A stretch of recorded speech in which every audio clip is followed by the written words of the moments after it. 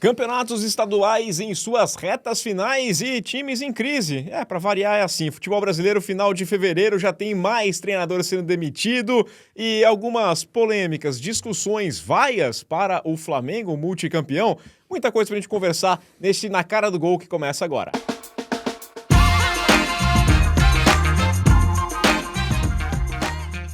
Olá, meu amigo, minha amiga, ligados aqui no canal do Gol. Estamos chegando com mais uma edição do nosso podcast Na Cara do Gol, programa semanal aqui para debater os principais assuntos do futebol do Brasil e do mundo. Eu, Rafael Bellatini, na apresentação, contando mais uma vez com o seu like, com o seu hype, que você se inscreva no canal, que você compartilhe também o canal do Gol, que você nos ouça no seu agregador de podcast favorito.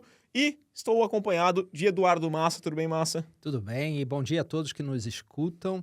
Temos agora já crises, e quem diria que os estaduais não trariam novamente crises, né? Diminui estadual, mas não muda o efeito, né? Não muda. E também temos times que estão bem, né? Estão bem aí. Vamos falar do Palmeiras, vamos falar do Fluminense. Algumas dúvidas em relação ao Palmeiras. Engraçadas, como o futebol passa rápido, mas no fim o Palmeiras sempre tá ali bem, né? A gente vai conversar bastante. Tudo bem, Rodrigo De Brum? Achei que você ia esquecer meu nome. Tudo bem. Não tô esquecendo nada aí, não. Rodrigo De Brum. Bora lá. Olha, o que mais me chamou a atenção nos estaduais esse fim de semana não foi nem quem classificou, quem avançou, mas foi um time que foi eliminado, né? O nosso Peixão, uma lástima. Que coisa mais... Eu vou começar de forma negativa pra gente terminar com o astral lá em cima, né? É melhor, terminar bem, né? Eu vou começar realmente falando do Santos, porque no Campeonato Paulista a gente tem a classificação então do Palmeiras, do São Paulo, né? O São Paulo jogando em Bragança, onde não tinha tido bons resultados na era Red Bull, né? Do Bragantino. O Corinthians escapa ali contra a Portuguesa, na Bacia das Almas, daquele jeito ali. A gente tem que criticar bastante também a equipe do Corinthians.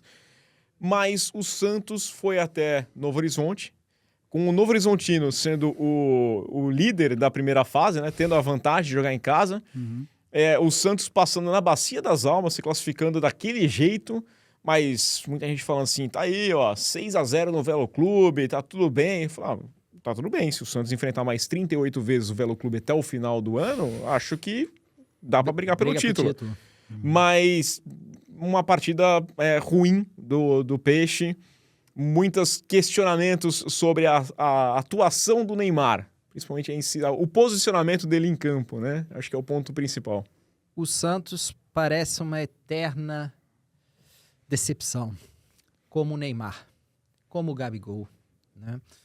Por quê? Porque o Santos, quando aposta no Neymar, é justamente quase para ser uma cortina de fumaça dos problemas que o Santos enfrenta. E o Neymar chega com essa capacidade, teoricamente, de elevar o patamar do Santos.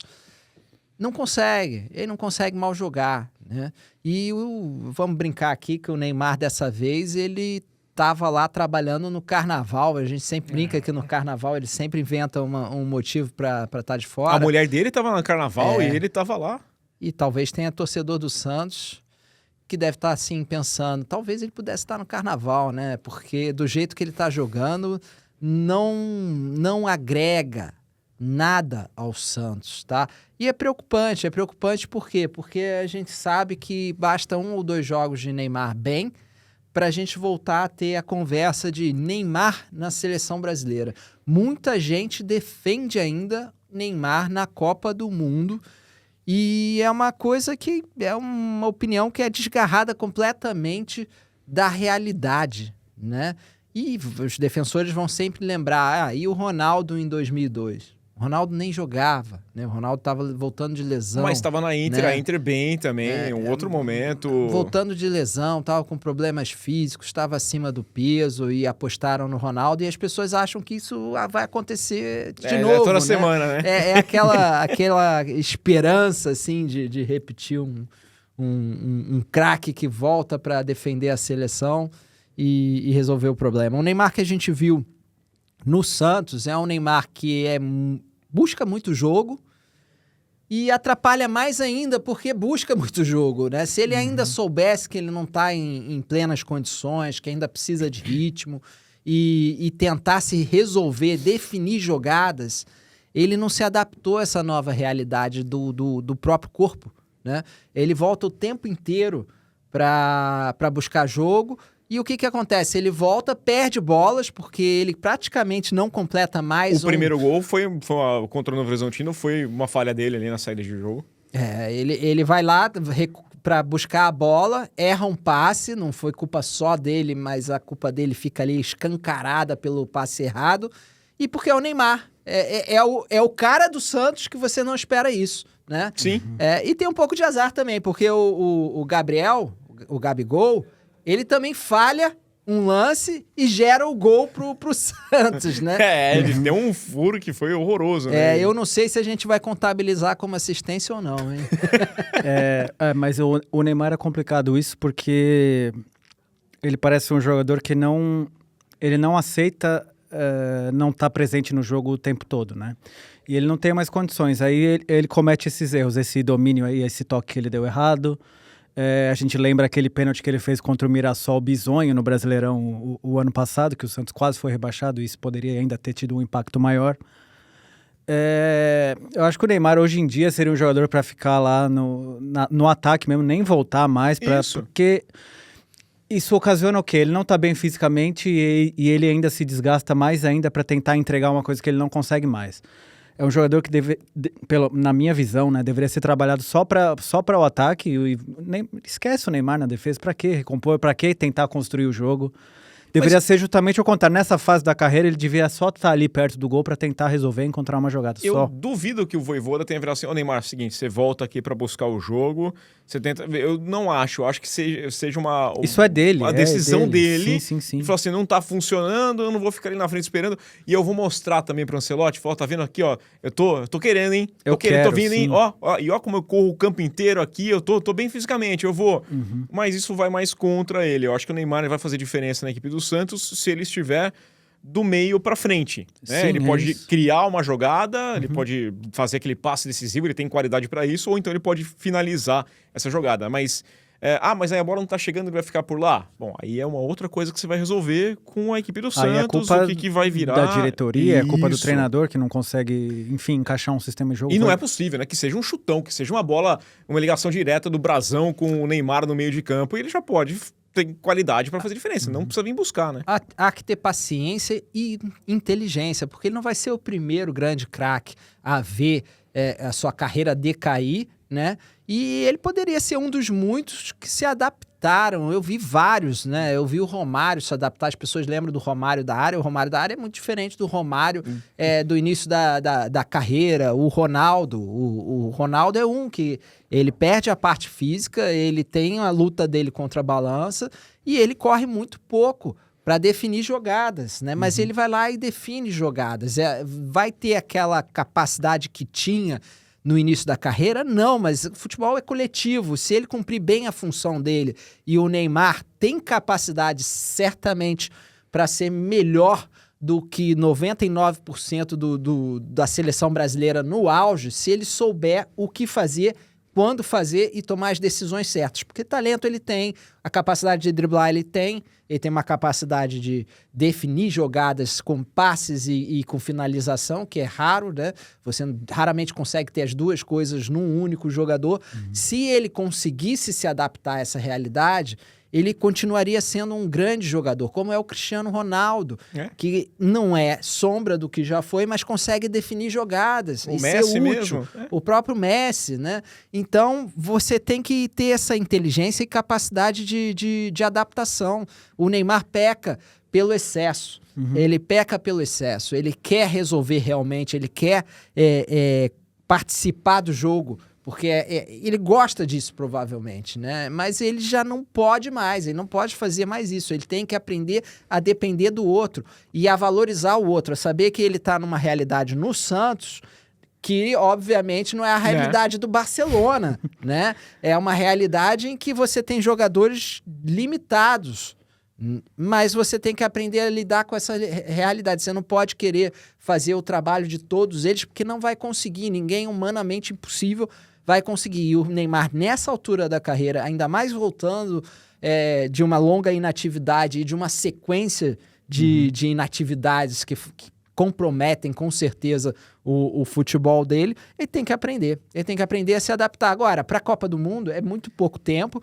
Para o Santos, eu acho que ele ainda pode ser muito útil se ele conseguir se adaptar, né? E lembrando que essa semana aí, não sei quem foi o jornalista que fez a pergunta, para quem foi a declaração, mas ele disse que ele não garantiu que ele continue a carreira, né? Ele pode parar no fim, ele disse que pode parar no fim do ano, não sabe o que vai acontecer. Isso é um mau indício também, né? Não sei se a Copa, se ele não ir para essa Copa do Mundo, talvez também já ele desliga totalmente e encerra. Um detalhe aqui até, porque a gente sabe como é que funcionam as redes antissociais e, né? Em primeiro lugar, por mais que o Ancelotti seja um, assim, fanático, telespectador nosso, ele assiste todas as edições, manda mensagem, comenta sempre. Aqui, um grande abraço pro Carleto, que é como a gente chama, mais íntimo, mas assim, ele não se influencia pelas nossas opiniões. Se me perguntar se eu acho que o Neymar tem que ir para a seleção brasileira, eu vou falar não. Me perguntar, o Neymar é o melhor jogador? Sim, qualidade, não tem dúvida nenhuma. O melhor jogador do futebol brasileiro nos últimos, 20 anos. Qualidade técnica dele é absurda, o cara é top.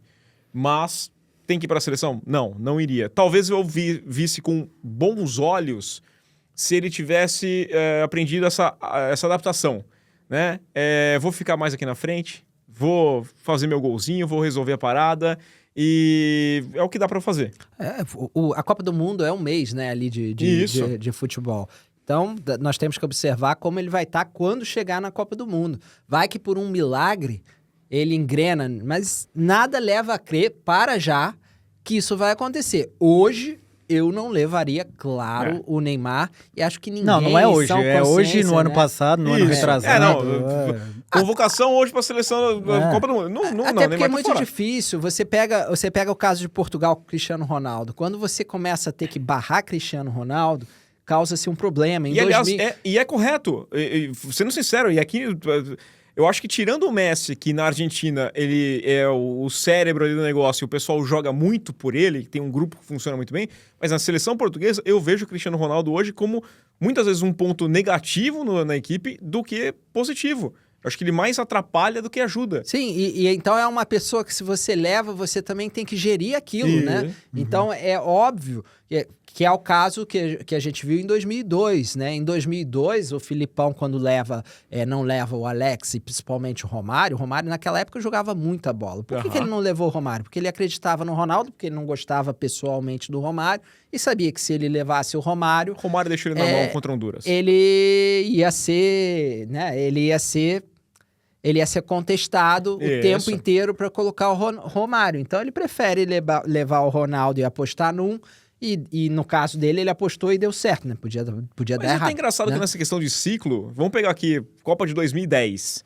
O primeiro semestre do Ronaldo pelo Corinthians em 2009, campeão paulista, campeão da Copa do Brasil, fazendo gol à torta e direita. Ele tava magrinho até. Ninguém questionava, ninguém falava assim, nossa, acho que a próxima Copa do Mundo o Ronaldo pode ir. Eu acho que ele... Não, ninguém falava. Ninguém... Não mas era. Por quê? Porque em 2006 já tinha acontecido o que tinha acontecido. Então, né? Mas o Neymar, o que já aconteceu. Com o Neymar já aconteceu em 2022, aconteceu em 2018, aconteceu em 2014. É diferente. O Neymar nunca tratou mal a seleção como o Ronaldo chegou lá em 2006, aquelas 4... Né, mas Vegas foi outro mundo ali, né? Vegas foi um outro mundo. Eu acho que... Até porque... Eu acho que esse mal nós não podemos colocar pro Neymar. Ele tenta, né? O Ronaldo ali estava largado, né? Mas 2006, eu acho que todo mundo achou que já tinha ganhado a Copa do Mundo quando ganhou a Copa das Confederações em 2005. Sim. E aqui é só protocolar, temos que ir lá para receber o troféu. É basicamente isso, né? As últimas 94 finalista e ganha, 98 finalista e perde, 2002 finalista e ganha, 2006 aqui a gente já ganhou, aqui é só entrega a taça que já tá na mão. E aí todo mundo foi daquele jeito, não era só o Ronaldo. E aí também virou aquele papo que eu acho que atrasou a seleção brasileira em alguns anos de tem que mudar isso daí, e aí tem que mudar, e ninguém mais prestava. O Roberto Carlos não prestava mais, tem que mudar a seleção inteira. Só fazer aqui um comentário, a gente tem falado muito do Neymar e o Vojvoda, hein? Então, é esse um ponto que eu ia puxar aqui. Eu pensei isso hoje também, porque sabia? Nesse meio de semana tem um duelo da zona de rebaixamento entre Vasco e Santos. E o Vasco já mandou embora o Diniz. né? Vasco e Santos se enfrentam e é aquela sensação de que o Vojvoda tá com a corda no pescoço. A sensação é essa, né? Sim, e o Vojvoda e Diniz têm trabalhos que para mim são muito semelhantes em certos aspectos. O estilo é diferente, o Vojvoda sempre tenta um estilo mais vertical, né? Mas o Vojvoda, nos tempos de Fortaleza, ele passava, às vezes, sequências imensas de jogos sem vencer, né? Então, ele era um cara que tinha a mesma dificuldade que o Fernando Diniz tem nos maus momentos. Ele não conseguia manter aquela estabilidade nos maus momentos, embora os melhores momentos do Vojvoda no Fortaleza tenham sido os melhores momentos do Fortaleza na história. Sim. Né? Então, você tem isso, e o Diniz faz muito isso também, né? O Diniz passa longos momentos de crise e ele, ao mesmo tempo, faz o torcedor sonhar com coisas maiores, né? Então, é uma montanha russa. E o Santos não é um clube que eu acho que precisa de uma montanha russa, não. Tem um elenco limitado, né? E não sei se o Vojvoda vai conseguir fazer o futebol que ele gosta de fazer com esse elenco do Santos. Até porque as melhores peças que ele tem são peças que são decadentes, né? Ou fisicamente ou em termos de momento, como o Gabriel, né? Que não vive bom momento faz tempo e até teve aí umas boas atuações com a camisa do Santos nesse retorno. E o Neymar, que a gente não sabe o que esperar e para já não tem entregado grandes coisas. Então, eu acho que o Vojvoda está pressionado. Talvez o Santos tenha que olhar para aquela questão que você adora do DNA, né? DNA. E voltar a pensar num DNA Muricy Ramalho. E menos, né? Porque o Santos foi campeão da Libertadores. O DNA com do o Santos Neymar. O DNA ofensivo pede um Diniz, cara. O DNA pede o Diniz, pô. Momento ideal pro Diniz. O Diniz colocou o Vasco na final da Copa do Brasil aí. O Diniz o Santos não tem nem Copa do Brasil pra jogar, mas... E o Diniz é um cara que não escolhe trabalho, né? Não. Eu quase mandei mensagem pra ele perguntando se ele topava participar do programa hoje. Ele provavelmente toparia, né? Porque se oferecer uma coisa pra ele, ele aceita. Ele aceita, né? E esse tem sido um grande problema na carreira dele. O Diniz tinha que dar um tempinho. Isso ao mesmo tempo que é bom, que é um cara que sempre aceita um desafio, mas ele também tem que saber a hora de escolher, a hora de não trabalhar. Dá uma parada agora, assim. dá uma viajada, faz o que foi moda na época lá atrás, sai tirando foto com o treinador, vai lá tirar foto com o Guardiola no O projeto do Diniz não foi de crise. Eu fico pensando de gestão de então, crise. não Quando você falou, eu acho que o Diniz ele tá sempre na crise, aí de vez em quando ele sai, volta pra crise, sai, volta, sai, volta. Eu não sei, porque quando ele assume o Santos é crise, né? O São Vasco, Paulo, num momento também complicado. Depois ele consegue fazer um bom trabalho, e aí tem muita crítica, inclusive, aí tem até uns colegas meus que falam assim, ele perdeu aquela vez pro Mirassol, do WhatsApp, não sei o quê. Ali, aquela situação é muito específica da pandemia, porque o São Paulo, naquele Campeonato Paulista, eu lembro que eu tava cobrindo o dia a dia do São Paulo, vivia o seu melhor momento o campeonato paralisado, por conta da pandemia, né? Na hora que acertou, que encaixou, porque o trabalho do Diniz precisa dessa continuidade, né? E de confiança, né? Isso. E aí a pandemia para todo mundo por 40 dias e vamos voltar, semana que vem tem o mata-mata.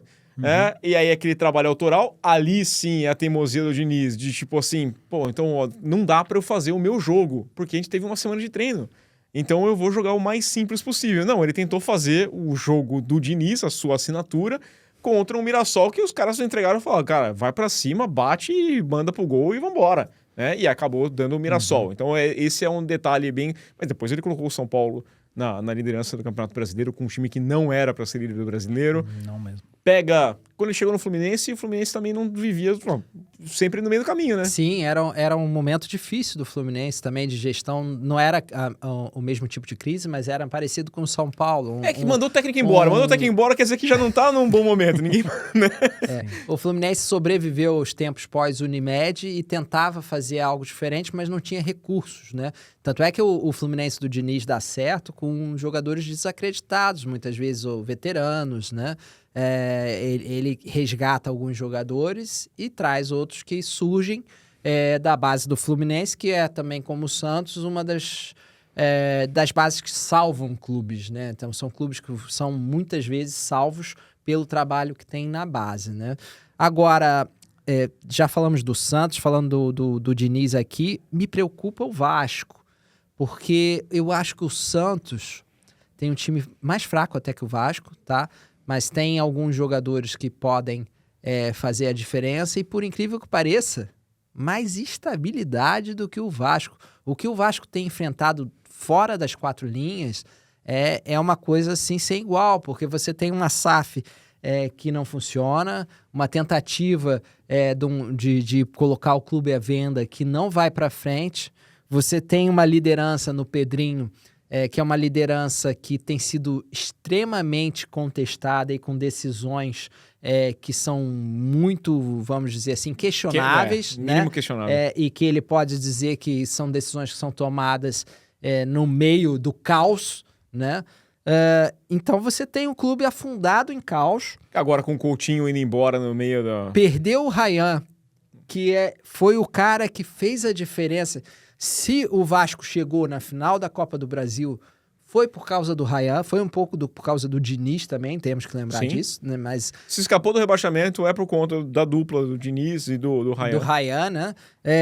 E o Coutinho, apesar do Coutinho não ter sido sombra daquele grande jogador que foi no passado, era um jogador que cumpria taticamente, que entregava assistências, que entregava gols esporádicos e que ajudava ali a ter um pouquinho de criatividade e posse de bola naquele meio-campo, que é um meio-campo que a gente viu contra o Fluminense antes, feio. É um meio-campo feio, é um meio-campo limitado tecnicamente, e então você só tem ali intensidade. Até os melhores jogadores, como você pega ali o Gomes no ataque, né? São jogadores que são muito esforçados, dão muito trabalho. O Spinelli lá tem uma vontade incrível, mas...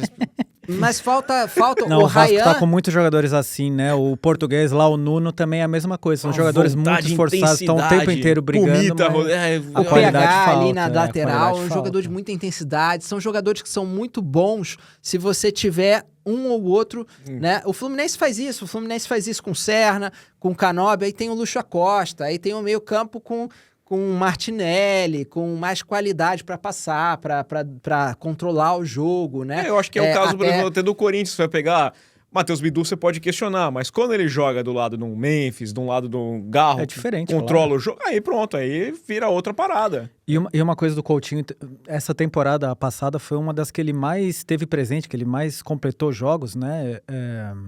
Que é uma coisa que ele pecava muito também, um jogador que passava lesionado um bom tempo.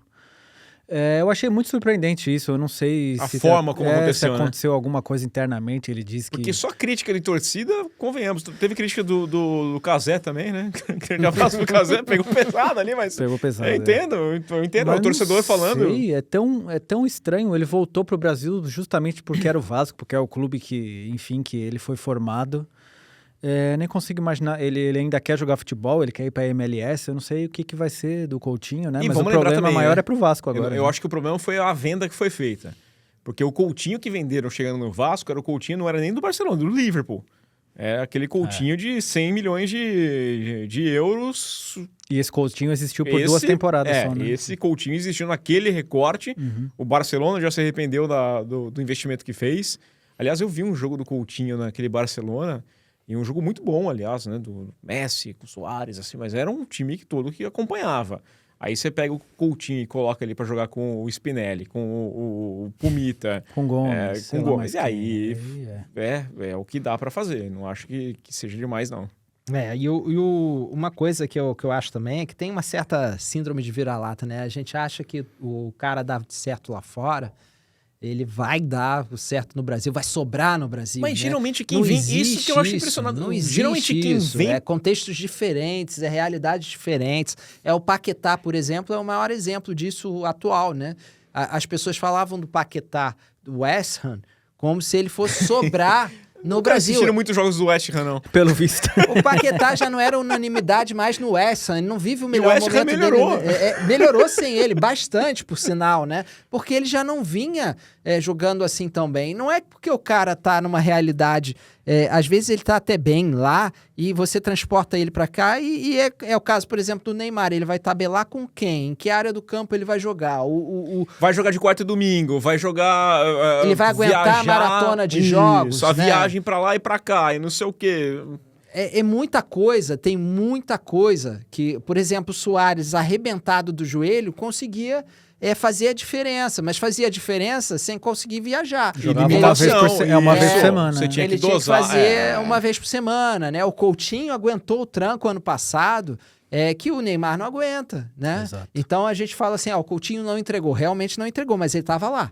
Ele estava lá e jogou pra caramba em quantidade de jogos, sim. E cumprindo a função dele. Ele não foi brilhante em nenhum momento, mas também não foi assim que tem Talvez se o Vasco pudesse se dar... O Vasco não era o Coutinho. Se o Vasco pudesse se dar o luxo de usar o Coutinho uma vez por semana, não vai jogar em jogo X, Y e Z, olha, não vai disputar o Campeonato Estadual, a gente vai colocar ele só aqui no Brasileiro mesmo.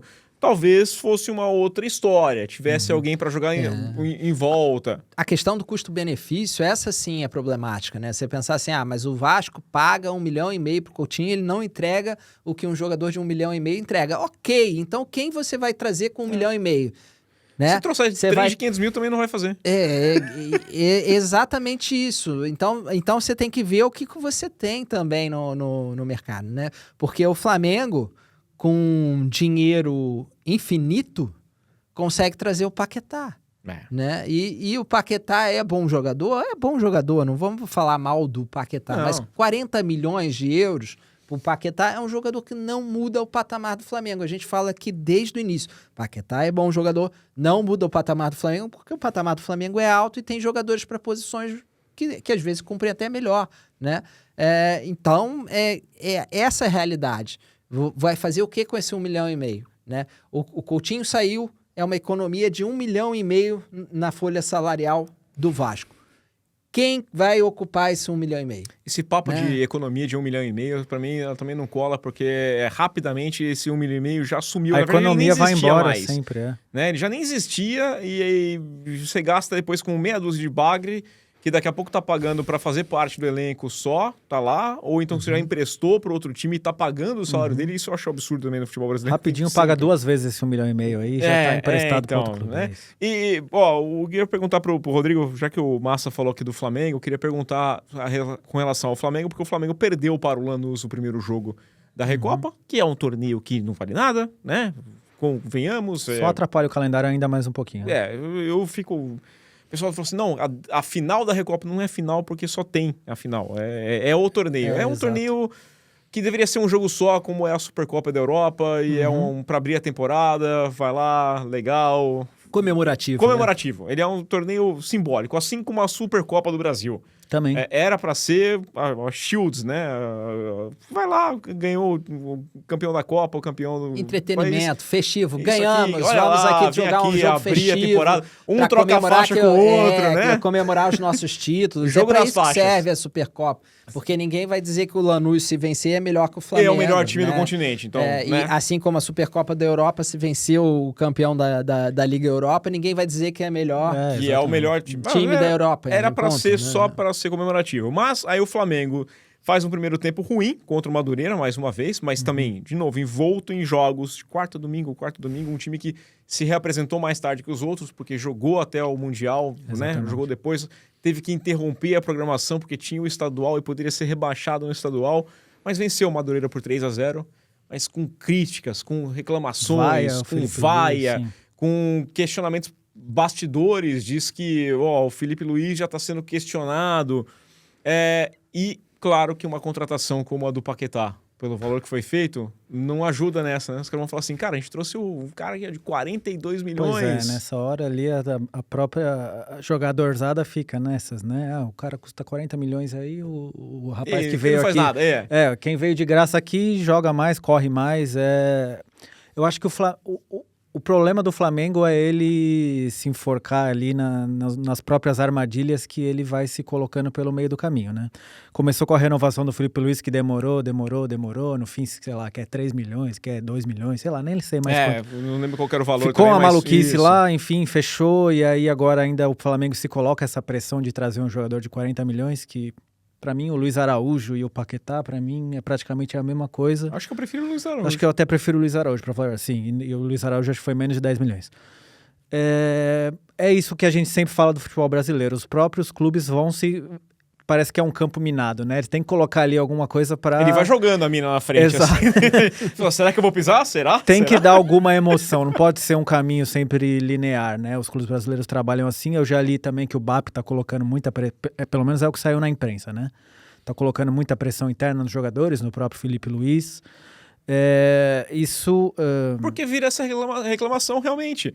Né? Falou assim, olha, o cara não pode reclamar, a gente gastou 40 milhões no Paquetá, então a diretoria ela se exime de culpa. Se exime totalmente. E joga a pressão. Se não trouxe o resultado, não é culpa minha, eu gastei 40 milhões nesse cara. Mas e aquilo que você disse desses torneios aí, caça-níquel, que não valem nada? Não valem nada, mas o Flamengo já vendeu aquela imagem, vamos ganhar tudo, a gente disputa tudo e vai ganhar tudo. E já fez isso errado uma então, vez com o Vitor Pereira, lembra? Exatamente, já perdeu pro Corinthians lá a final, Supercopa. Agora pode perder pro...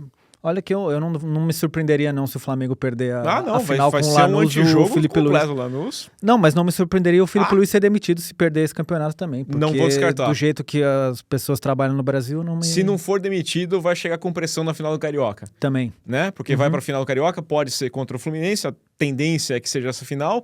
O Fluminense tem um bom retrospecto recente contra o Flamengo, e aí... Se perder, aí é o Vitor Pereira mesmo, né? Perde a Supercopa, perde a Recopa. Perde 3 títulos pronto, em acabou. um mês, pronto, acabou. Aliás, eu deixar aqui fazer um adendo aí nessa questão do Flamengo, do Fluminense, que deve ser a final do Carioca. A verdade é que parece que só tem Flamengo e Fluminense no campeonato estadual. Dos últimos 7 títulos, Isso é porque o Botafogo 5 gosta foram do da Copa Flamengo, Rio. né? O Botafogo 2 tem foram que... do O Fluminense. Flamengo prioriza a Copa Rio. O Botafogo, O Botafogo prioriza a Copa tem que ganhar a Copa Rio, cara. Quem que vai ficar com a Copa Rio? Vai deixar com qualquer um? Não, é nossa. É impressionante, porque você tem um domínio, uma hegemonia do Palmeiras nos últimos anos em São Paulo, mas volta e meia você tem ali um intruso, né? Então, o Palmeiras São Paulo, vinha com 3 títulos, tinha perdido pro né? São Paulo, ganhou 3 títulos, perdeu pro Corinthians e tem disputa. No Rio, quase todas as finais têm sido Flamengo e Fluminense. Quando não é Flamengo e Fluminense é porque normalmente um elimina o outro, né? No caso, o Flamengo eliminou o Fluminense no ano retrasado, acho que o Flamengo eliminou o Fluminense na semifinal, que foi mais a final, porque depois enfrentou o Nova Iguaçu e todo mundo sabia que ia ganhar, né? Então, essa realidade é curiosa e um pouco triste, né? Ver o Vasco, um time sendo... Eu cresci tendo medo de ver o Vasco. Né? Pra mim é muito difícil. Eu morava do lado de São Januário, e os jogos todos. E pra mim é difícil ver o Vasco assim. O Vasco era o grande clube do Rio de Janeiro. Vivia épocas melhores do que o Flamengo, que o Fluminense. Aquele Vasco de 97, eu lembro. O Fluminense da década de 90 era, né, uma lástima. O Botafogo também não vivia os seus melhores momentos. E o que está acontecendo com o Botafogo também preocupa. Porque o Botafogo investiu milhões de uma forma... vamos dizer, questionável também com o João Textor, né? A gente já... Em aluguel de jogador para... Quando eu falava que era o Eurico Miranda das SAFs, as pessoas me criticavam e falavam que eu era anti-Botafogo. Eu falava, olha, isso aí, o Eurico Miranda também conseguiu coisas imensas com o Vasco. Eurico Miranda que speak. Aliás, estou esperando as provas dele contundentes lá da manipulação do resultado do campeonato. Já faz o quê? 3 anos já? Faz 3 anos. Lembra que teve isso aqui e Sim, o chat GPT. É só colocar no chat GPT. A gente percebe que nunca erra. Foi roubado, de repente. O STJD, né? Que simplesmente falou que não, te vai levar a sério. E aí teve papo de que a gente vai expulsar o Textor do Brasil. De repente não se fala mais nada. Nunca mostrou a prova. E ele tinha lá, levou uma prova que ele mostrou, era um campeonato da 3ª divisão carioca que o árbitro teria arrumado. Né? Então tá aí. O Textor é mais um grande exemplo da seriedade do futebol brasileiro. Mas, então a gente tem... Não dá pra descartar o Anselmi também, né? Eu já não sei se o Anselmi... Sei lá, se ele vai comer ovo de Páscoa em General Severiano. Eu não acho. Não. No Rio de Janeiro, o único que tá tranquilo, esse tá na paz. É o Zuba. É o Zubeldia, né? O Zubeldia tá na paz, 29 jogos, se não me engano, 20 vitórias. Uma troca de tricolores que valeu em... A maior troca de tricolores da história. 9 clássicos, 7 vitórias, 5 vitórias seguidas nesse momento. Já fechou o ciclo em 2026, já venceu o Botafogo, já venceu o Vasco, já venceu o Flamengo, tá? E o Fluminense que só tem uma derrota no ano para o Boa Vista, na segunda rodada do Carioca, se não me engano. quando estava jogando com um time misto, na verdade um time de garotos com os reforços, com o Guilherme Arana e um outro jogador que ainda chegou para mostrar serviço. Né? Então, a única derrota que o Fluminense teve foi com um time misto, né? Tem 85% de aproveitamento e o único só teve um empate. Com o time principal só teve um empate, que foi contra o Bahia, que foi um jogo que, na verdade, o Fluminense poderia ter ganho, tá? E o Bahia é forte, né? O Sim. Bahia é forte. Eu acho que o Fluminense é, hoje, tá? Dos grandes clubes, o que começa melhor e vai enfrentar um que está crescendo, que vinha de críticas nessa semana, que é o Palmeiras, que vinha sendo criticado no ano passado e as pessoas queriam a cabeça do Abel Ferreira, e agora já mudou completamente ali, o Vitor Roque já está fazendo gol, todo mundo já estava criticando o Vitor Roque de novo, chegou o Arias, ou seja, já abriu ali a torneira, né? Abriu a carteira, que é o Palmeiras, se o Flamengo está em baixa, o Palmeiras voltou, ó, né? Rapidinho, né? Ô, Rodrigão, eu queria perguntar pra você, você acha que a gente tem nesse meio de semana, então, pelo Brasileirão, a disputa dos melhores times do Brasileiro? Melhores times do Brasil em 2026? Em atividade? Tem vários ex-clubes em atividade ali, né? Então não. Tipo o Santos. Não, acho que hoje os 2 melhores times do Brasil em futebol apresentado, em números e em futebol, sim, acho que sim. Palmeiras que e casa ali, Fluminense, né? Nesse momento, sim. Porque o Palmeiras tem hora que não encanta. Eu não vou me enganar, porque enfrentou o Capivariano agora no final de semana. Exato. O Capivariano, pelo amor de Deus, né? Ele tava disputando o Campeonato Paulista, porque o Paulista insiste que tem que ter 16 times e não faz nem sentido ter tudo isso de equipe, né? Podia ser bem mais enxuto, por mais que o estado de São Paulo seja um estado grande.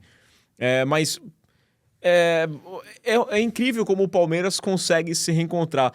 Eu acho que o Palmeiras, estava pensando aqui enquanto a gente conversava, ele tentou se colocar naquela cilada que a gente apontou, essas minas que o Flamengo estão jogando, com os gastos que fez antes da temporada passada. Do ano passado pra cá, sim. Né? Com o Vitor Roque, com o Paulinho, tudo lá. E aí começou a ser cobrado porque o futebol não era condizente com o investimento que foi feito. Esse ano gasta bastante no Arias, mas o Palmeiras, por mais que não esteja enchendo os olhos, ele é competitivo. Ele tá sempre brigando lá em cima, né? Não, isso nunca muda, o Abel, né? O trabalho dele, eu acho que é... isso é uma coisa engraçada, porque as pessoas batem no Abel, eu já critiquei muitas vezes, porque principalmente ofensivamente o Palmeiras geralmente é pobre. É aquilo do balão para o Vitor Roque ajeita pro Flaco, enfim, não tem ali muita criação, muita criatividade, que era o que o Estevão fazia.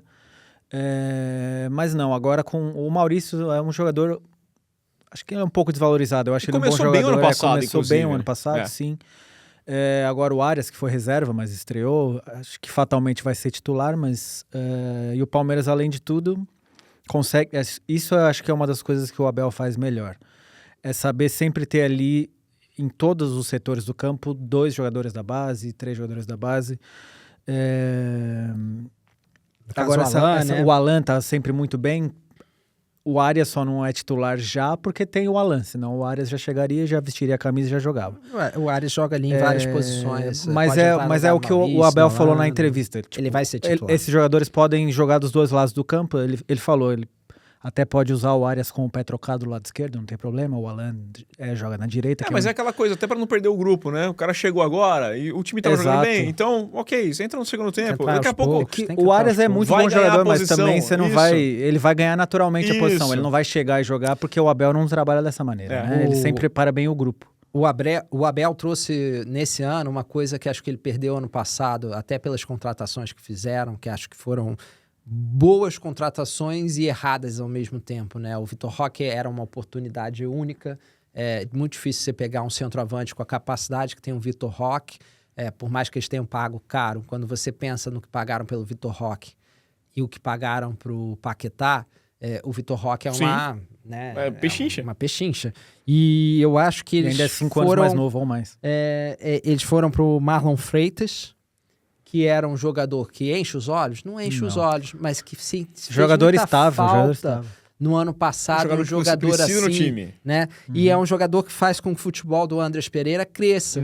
Por quê? Porque o Andrés, aqui no Brasil, a gente tem essa mania de o cara é volante. O Andrés não é um volante, ele é um meio-campo, até mais ofensivo do que Ele é um um terceiro volante, homem né? de meio campo, né? Não é um... E as pessoas querem jogar com ele de volante, é que nem jogar com Ganso de cabeça de área. Essas coisas que passam na cabeça do brasileiro e que são coisas estranhas. O Paulinho ou o Elias.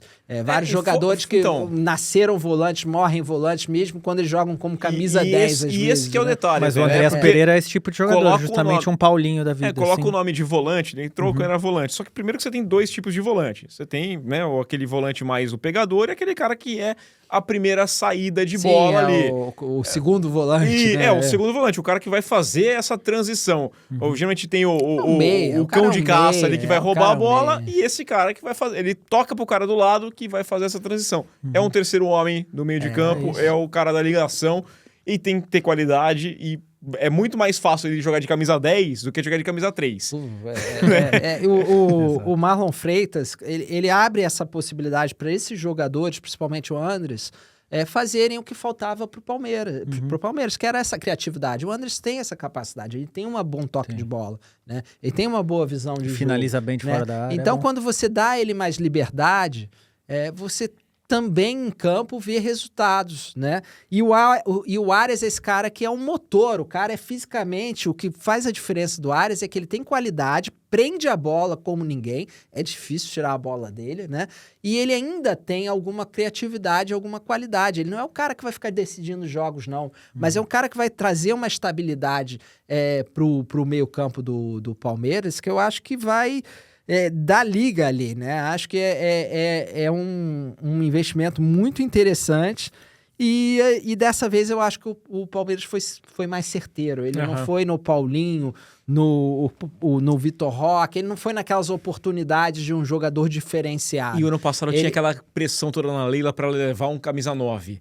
O Palmeiras quis melhorar o que já era bom, né? O time era muito forte. E tem que contratar atacante. Aí ela vai lá e contratou o Paulinho. Estão mais calmos agora, faz aquela história, né? A pressão lá. E aí vem E lembrando que o Paulinho, acho que fez... Ele não joga desde o ano passado e só volta lá pro meio do ano. Né? Lembrando que essa é uma das piores contratações da história do Palmeiras até agora, né? Paulinho é um jogador que faz diferença, mas que quando eles contrataram já sabiam que pelo menos 6 meses... Eles iam passar sem ele, né? Talvez eles não soubessem que ia ser tanto tempo. Talvez eles achassem que 2 meses ia estar resolvido o problema, né? Mas não, era uma lesão crônica e que afetava claramente o futebol dele, né? Então, eu acho que o Palmeiras dessa vez foi mais certeiro. Ele construiu com o que tinha no ano passado, né? Principalmente, acho que o Vitor Roque, que é um jogador que quando chega ano passado... chega numa situação física, mental, de ritmo de jogo, pegar, que não era um jogador Era o Vitor Nhoque. Não era um jogador que fizesse grande diferença. Então ele pegou esse jogador, essa capacidade dele hoje é muito maior do que para entregar em campo, é muito maior do que quando ele chegou. A parceria com o Flaco mesmo. O Flaco era um jogador que era muito criticado pela torcida, ninguém gostava do Flaco, aí depois ele forma uma dupla incrível do Vitor Roque e o Flaco.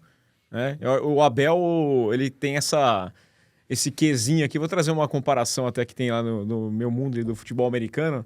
Tinha muito do Bill Belichick, que foi o técnico da dinastia ali dos Patriots. O pessoal falava que ele escolhia mal o jogador no draft. Né? O general manager era ruim, mas o treinador salvava a pele ali do cara. E o Abel é o cara que ele salva muitas vezes algumas contratações erradas do Palmeiras. Né? Não funciona, mas ele faz o sistema que dá certo. O Abel não é para ser comemorado como foi o Jorge Jesus. O Jorge Jesus no Flamengo eu acho que fez mais ali, entregou um futebol mais bonito, mais vistoso, mas o Abel ele é capaz, ele tem aquela calma para fazer o trabalho, ele não vai fazer um trabalho encantador, mas ele vai tirar o melhor que tem dentro do seu elenco. E não acho que vai ter um outro treinador no futebol brasileiro que faria o que ele faz ali. Não é simplesmente, qualquer um faz o que ele faz. Não, não é. O Massa citou esse nome agora há pouco e eu acho que ele faz uma coisa parecida com o que o Muricy Ramalho fez no São Paulo. Sim. Nunca encantou, mas é sempre competitivo, sempre chega nas finais de campeonato ou nos pontos corridos briga até o final. E é isso. Faz ali algumas contratações pontuais. O São Paulo não tinha dinheiro, né? Só contratava jogador do Goiás, que é o que tá fazendo agora com os do Mirassol e também tem dado certo. Por enquanto, o Danielzinho... Contratações cirúrgicas depois passou a ser. Exato. São Paulo fazia contratações cirúrgicas, era o que o Marco Aurélio Cunha Marco falava, Aurélio Cunha, né? exato. Contratações cirúrgicas. E depois o São Paulo atualmente faz contratações cirúrgicas. O cara é contratado e daqui a pouco tá fazendo uma tá cirurgia. diretamente no refis, né? É isso. É a ideia da contratação cirúrgica. Nessa linha, até só para fazer uma crítica, que eu vi o pessoal comentando, eu acho que ninguém para falar do Corinthians, ninguém tá satisfeito com o que o Corinthians está fazendo.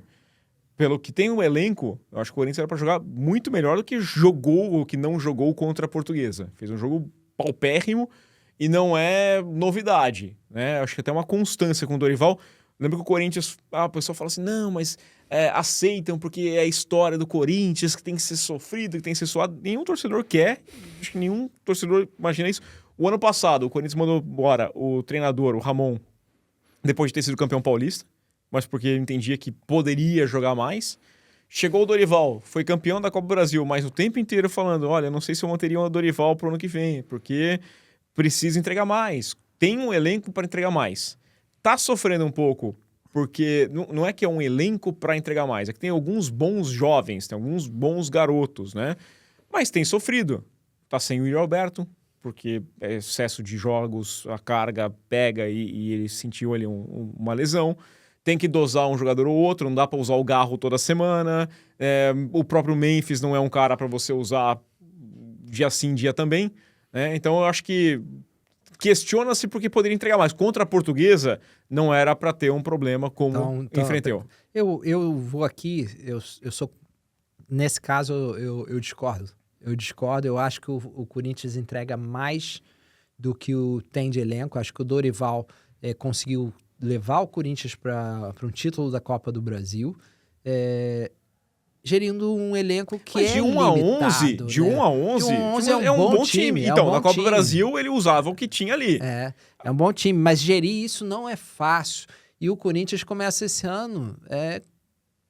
tá sendo competitivo. Eu acho que o Dorival tá mantendo ele competitivo. É claro que o jogo contra a Portuguesa foi muito ruim. É, né? O quinto no Brasil em aproveitamento de pontos. É muito ruim, mas o Corinthians tá bem. O Corinthians, eu tô sentindo o Corinthians um pouquinho como o Abel Ferreira. Ele não encanta, tá? Mas é difícil, é um time difícil de ser batido, né? Como o São Paulo. Sim. Eu não esperava isso. O São Paulo começa esse ano sabendo muito bem o que fazer e o que esperar. E o São Paulo é melhor esse ano do que aquele São Paulo que no ano passado trazia esperança para as pessoas por causa da chegada do Oscar, Lucas Moura. Oscar, Lucas Moura, Luciano, Caleri, vai ser aquele quarteto que vai encantar. O São Paulo não encanta e não quer mais encantar e é competitivo, joga bem e tá lá em cima, tá lá no topo do Brasil. É muito cedo, eu não acho que São Paulo é time pra ficar lá em cima. O Corinthians liderou por uma noite, hein? Calma. O Corinthians acho que não tem. Eu acho que esses times, São Paulo, Corinthians, eles vão dar muito trabalho, eles ainda não têm elenco pra tá lá em cima. Eu acho que tem elenco pra tá lá em cima é o Flamengo, é o Palmeiras, né? E aí você vai colocar mais dois que você pode botar ali, que é o Cruzeiro, que tem... ainda tá cheio de altos e baixos e a gente não sabe qual vai ser o Cruzeiro ao longo da temporada, e o Fluminense que tem mantido uma sequência que é fora de série, eu não acredito que vai conseguir manter também, mas fez uma limpa no elenco e ainda conseguiu fazer um elenco mais forte do que o do ano passado, mais coeso, né? Se o René não joga, jogou o Guilherme Arana, o Thiago Silva saiu, mas entrou alguém mais novo que é o James, né? O Guga cresceu, o Bernal cresceu, são jogadores que foram se adaptando, principalmente o Bernal nesse caso, né?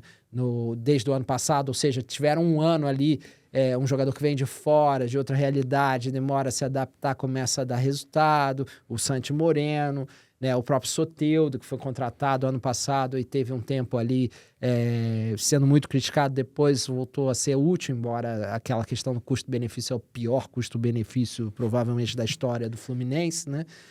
Então, são clubes que têm elenco. O Palmeiras tem jogador para todas as posições, o Arias reserva, mas estava jogando o Maurício, o Andrés Pereira, né? Tem o Ramon Souza, O Flamengo tem um problema de desequilíbrio em algumas posições, principalmente no meio-campo, mas o ataque, a quantidade de opções que tem no setor ofensivo é absurda, né? Absurda. E se tiver algum problema no meio ano, eles contratam, né?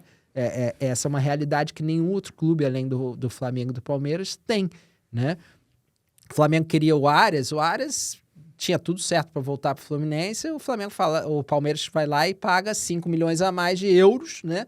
Que antigamente 5 milhões de euros era dinheiro que qualquer clube brasileiro chorava. Eles diziam assim, não, eu vou oferecer mais para não ter o risco dele ir para o Fluminense. Sim, né? para não ter leilão. Eu posso nada, acabar com a concorrência agora. A gente não vai ficar disputando milhão por milhão, porque às vezes vai ficar mais caro. O Flamengo com o Paquetá paga 40 milhões para tirar o Paquetá agora. Fala assim, eu quero tirar agora. Me diz quanto você quer, né? Porque se ele esperasse, podia pegar o Paquetá mais barato, de repente, né? Não, eu quero agora. E vai lá e paga, né? Então só o Palmeiras e o Flamengo tem essa capacidade, né? E elenco tem o Cruzeiro, tem o eu acho que os outros times também têm. É só Fluminense. O Corinthians pode contratar aí 40 milhões. Não paga não mesmo, pagar, né? não. O problema é achar alguém que vai aceitar, né? Tem que chegar e inscrever antes do transfer ban e aí pronto. Confia, hashtag confia. Um detalhe aqui, a gente falou de times que estão em crise e outros vivendo bons momentos.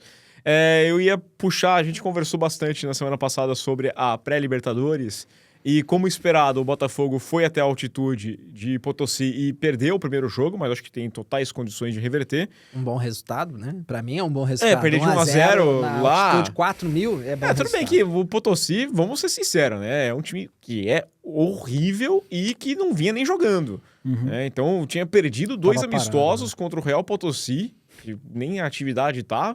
E simplesmente conseguiu ganhar, né, do Botafogo. Acho que era para fazer mais. Todo aquele plano. Não, o Anselmo me conhece, altitude, né? Contratado porque conhece. Isso, né? porque ele sabe como é que é. Perdeu, mas totais condições de reverter. No Newton Santos reverter. Agora o Bahia perdeu, jogando mal pro O'Higgins. Eu não esperava, Chile, hein? né? Eu não Então esperava. jogando mal, quer dizer, não jogando, né? Quase não fez nada. Tomou um gol no começo do jogo e não fez absolutamente nada. É um time que pode acabar entrando numa crise, porque o O'Higgins, ele é melhor do que o Potosí, o muito Potosí melhor. E não vem desfalcado da altitude, né? Eu acho que o Bahia perder essa classificação vai ficar muito feio para o Rogério Ceni, né? Porque o Bahia já está há um tempo ali como uma espécie de quinta força no Brasil, está sempre ali, desde que tem essa parceria com o City, crescendo e não dá aquele passo a mais, né? Mais ou menos o que espera do Red Bull Bragantino em São Paulo. Toda hora, fala assim, não, uma hora ele vai beliscar. Mas é diferente, né? Primeiro que o Red Bull Bragantino é um projeto de ficar no meio da tabela. Os projetos da Red Bull não são de domínio, né? São de fazer um crescimento sustentável dentro da realidade. Para a realidade do Bragantino... O Bahia é o Bahia City, né? O Bahia é um grande clube com um City por trás, ou seja, é o maior projeto do grupo City fora de Manchester, é o Bahia, né? E o Bahia é um clube com tradição, com torcida, agora com dinheiro, com estabilidade, tem um elenco forte, né? O elenco do Bahia é forte, tá? Talvez falte ali um ou outro craque para fazer aquela mudança de patamar, de saltar ali para a gente pensar em Bahia, campeão brasileiro. Precisaria de 2 ou 3 nomes que o Bahia ainda não consegue trazer, porque as pessoas vão preferir ir para o Flamengo, para o Palmeiras ou para os clubes do eixo, vamos dizer assim. Mas o Bahia já consegue ter um elenco que é considerável, né? Já não dá mais para falar do Bahia como um outsider. O Bahia é um grande clube brasileiro com um grande investimento, com estabilidade e tem que ganhar do O'Higgins. Do O'Higgins, né? Não tem como... ganhar, né? Tem que ganhar, é obrigatório, é obrigação. Se o Mirassol estivesse jogando com o O'Higgins, estivesse disputando na Libertadores, fala, tudo bem. É diferente, completamente diferente. Completamente diferente. O Bahia tem que se dar o respeito de pensar como um grande clube, né? E o grande clube tem que pensar que é uma vergonha perder nessa fase da Libertadores e ponto, tá? Ponto. Qualquer um que seja. Sem essa coisa de o Bahia é um time fora do eixo. Não, hoje o Bahia é um clube rico, um clube com história, com torcida, com estabilidade. Não tem mais nada que ele possa pedir. Então tem que ir lá e ganhar. Então vamos ver agora com essa Eu volta. tô com massa quinta-feira. nessa aí, que o Rogério Ceni acho que é o quarto Quarta-feira. ano dele no Bahia já. É um projeto estruturado. Tá na hora ou do Bahia chegar numa final ou classificar para, sei lá, umas quartas de final da Libertadores. Eu acho que tem estrutura, tem plantel para isso. Falta entregar agora, eu acho que sim. Eu acho que realmente é momento... Não pode ser campeão baiano brigando com o Vitória, só o Vitória nessa... que muitas vezes o Bahia ainda perdeu pro Vitória. Mesmo o Vitória mal, o Bahia ainda perdia pro O Bahia pro tem rival, que pensar grande. Bahia Assumir tem o protagonismo pensar que ele grande. tem. Agora ele tem que vestir a pensar camisa do poderoso, né? E Eu jogar vejo assim. as pré-eleições, não sei se vocês veem às vezes as pré-eleições do Rogério Ceni, às vezes, na última rodada do Brasileiro ano passado, ele disse, acho que alguma coisa que os jogadores tinham que ter vergonha, que tinham que ganhar, e eles perderam ainda na rodada final do Brasileirão do ano passado. Não sei, eu acho que o Rogério Ceni é benquisto ali, acho que o problema não é de relacionamento com o jogador, nem nada disso. Mas eu não sei até que ponto esse treinador aí, a moda antiga, né, que pressiona muito os jogadores, e isso ainda vem pra fora, né? Não sei até que ponto isso também pode ter alguma influência ou não. Eu acho que o que pesa também pro Bahia, muitas vezes me passa essa impressão, eu sei que a imprensa local faz um trabalho todo ali, mas a imprensa local tem muito daquela questão de apoiar da região e dar o apoio, e uma certa indiferença do restante, o que não deveria acontecer, mas acontece. Sim. Parece que o cara se acomoda. O que a gente faz aqui tá bom, porque ganhamos o campeonato estadual ou ganhamos o clássico. Só sente pressão quando perde o clássico, né? Pro Exato. Vitória. O resto tá tudo bem. Perder pro O'Higgins. Ok. Não pode. Porque não tem a pressão. Eu acho que tem que ter. Eu acho que é isso, esse salto de patamar. O Bahia deu um salto de patamar. Claro, óbvio, você vê o Bahia hoje uma potência no futebol brasileiro. Se você parar para pensar Bahia ou Corinthians, eu acho o Bahia hoje Sim. mais forte que o Corinthians, né? Pelo menos tem um elenco mais É mais estável, tá sempre brigando lá em cima do brasileiro. Não tá sendo ameaçado pelo rebaixamento toda a temporada. Então o Bahia tem que pensar como grande, porque o Corinthians pensa como grande, apesar de todos os problemas. E o Bahia tem que voltar a pensar como grande nacionalmente, né? Pensar assim, eu tô aqui para disputar, para competir, e eu não tô dizendo que tem que pensar em ganhar o brasileiro, mas tem que pensar em estar lá em cima e não pode perder numa Tem que fase competir. preliminar da Libertadores, fazendo o jogo que fez. Tem que ir lá agora, dar a resposta, vencer, vai ter mais um jogo ainda, tem que vencer e tem que estar na fase de grupos, e a partir do momento que um clube brasileiro está na fase de grupos, tem a obrigação de avançar até a próxima fase, aí sim. Aí você chega num patamar que você... aí vai depende do sorteio. Isso, vai depender de muita coisa, é um jogo, dois jogos, agora não, tem que ganhar, ponto. Pra gente fechar aqui, eu quero dar uma passada na Liga dos Campeões, porque a gente falou também semana passada sobre os confrontos. O Real Madrid saiu na frente, venceu o seu duelo, e eu não vou fazer nenhum tipo de comentário sobre esse jogo, né? Eu acho que já foi muito falado o que tem que ser falado. O que eu ia chamar a atenção é da draga, que é o futebol italiano. Porque a Juventus levou 5-2 do Galatasaray, a Inter perdeu... Tomou 3, né? 3-1 do Bodo Glimt, né? Que é um placar... E a gente tá falando do líder disparado do campeonato italiano, perdeu do Bodo Glimt, né? Que tá fazendo o seu quarto jogo na temporada, porque em 2026, né? Porque o ano Jogou começa na diferente. altitude da Noruega, né? Gramado artificial, posso falar, o gramado artificial, né? Porque é artificial lá pelas condições climáticas, motivos não óbvios, né? tem como ali. E a Atalanta também perdeu o seu jogo, perdeu 2-0. Então tomou um total, foi 5, 3, 10-3. Os três times italianos perderam de 10-3 nos playoffs. Lembrando que o Napoli já foi eliminado na primeira fase. Catenaccio ao contrário, né? Tá levando o gol, e o Napoli foi eliminado na primeira fase.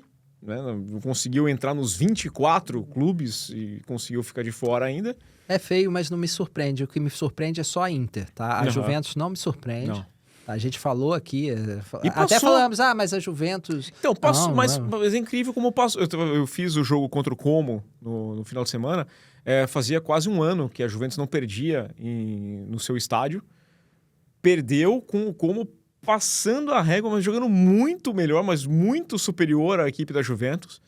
O Spalletti chegou por lá, teve aquele piquezinho, aquele ânimo, e ganhou alguns jogos, mas já entrou num marasmo. É um time modorrento. E a Inter agora tá num perigo, né? Porque é tudo Bodo Glimt é natural, chatinho, é natural vencer o Bodo Glimt, mas você precisa de 2 gols Pra levar pra prorrogação para e levar pênaltis. então é uma realidade. E que escapou, hein? Podia ter tomado o 4º gol no finalzinho do jogo. O Bodo teve uma é chance verdade. É verdade, claríssima. Ali poderia ter decidido a classificação. É surpreendente ver. Eu acho que o Juventus, se for fazer uma aposta aqui, o Juventus e a Atalanta ficam, a Inter eu acho que ainda consegue essa reação, mas eu fico preocupado porque o que fizeram 2 gols de diferença não é fácil, você sabe que um time pode se fechar e aí fica aquela questão de quando é que você vai conseguir o primeiro gol, né? E se não sai, o nervosismo vem, complicado. Né? A Inter que nesse final de semana, no seu jogo, ela contra o Lecce, ela começou e estava arrastado também, dava a impressão que deve estar pensando no que vai acontecer no meio de semana. O Milan ajudou depois, né? Não, mas a Inter depois, no segundo tempo, voltou melhor. Teve um gol que foi anulado no começo, depois já conseguiu fazer mais outro, fez 2, venceu por 2-0 e ainda o Milan... O Milan perdeu do Parma, por isso. O Milan ajuda, impressionante, o campeonato italiano. Talvez seja esse o problema, né? Acho que a competitividade... No ano passado foi uma boa disputa do Napoli contra a Inter até a reta final, mas esse ano a Inter tá nadando de braçada e a Juventus... poucas vezes eu vi um time afundar tanto assim, né? Incrível, era o que é mais incrível a Juventus me lembra um pouco a trajetória que aconteceu com o Lyon, né? Que ganhou quase 10 títulos seguidos e depois teve uma derrocada bem forte. Só que ainda assim era um time maior, né? A Juventus, em questão da Itália, assim, a Juventus sempre é uma instituição. gigante, né? Não tem comparação o tamanho da Juve com o Lyon. Eu tô dizendo esse paralelo de terem ganhado 7, 8 títulos seguidos e depois... A queda foi muito brusca. Teve né? a queda para a segunda divisão por conta também, do esquema todo que se envolvia lá. Talvez seja essa a falta que tá rolando. Eu gosto da Juve, eu torço para... Também gosto. Aliás, a 4ª camisa que eles lançaram lá, não sei se chegaram a ver. Nossa senhora, vai perder bonito virou agora, uma né? repercussão... Eu gosto, viu? Eu gostei até. Eu achei lindona. Eu achei muito bonita. Eu não vi. Falei, a Juventus não vai perder feio mais, vai perder bonito. Pelo menos perde... Tá perdendo bonito agora. Exato.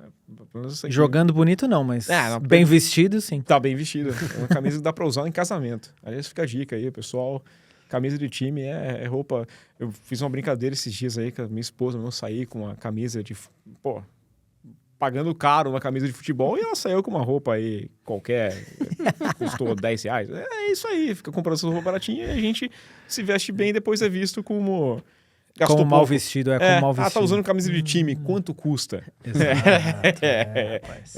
Essa aqui, até a pirata custa mais caro que essas roupas que o pessoal usa aí. Não compre pirata. Vou parar aqui antes que me complique mais e receba um processo. Né? Não compre, eu não compro. Só no amigo oculto da empresa. Eu não compro, eu sou bem chato, nossa, eu sou tão chato com camisa de time, vou falar pra você. Mas aí depois rola o divórcio. Massa, aquele abraço. Um abraço. Até a próxima semana. Até a próxima. Essa próxima semana vai ser na terça-feira, hein? Terça-feira, que eu vou tirar uns dias de férias aqui, vou dar uma descansadinha. Isso. E aí na segunda-feira eu tô fora, mas terça-feira estamos de volta. Rodrigão. Valeu. Aquele abraço. Até a próxima. Pessoal, conto com a sua curtida, o seu comentário, a sua opinião aqui. Diz aí pra gente o que você tá achando. Se você quer o Neymar na seleção, que é um assunto que puxa bastante, né? Isso aí, dá aquela interatividade. Deixa aí o seu comentário. A gente volta semana que vem. Mas se inscreva no canal do Gol, porque aqui tem produção, tem produtos, tem o Resenha Tática, tem o nosso diário com os gols sempre. Então fica ligado. O Dudu voltou. O Dudu tá de volta também. Então se liga aqui no canal do Gol. E aquele abraço. Valeu!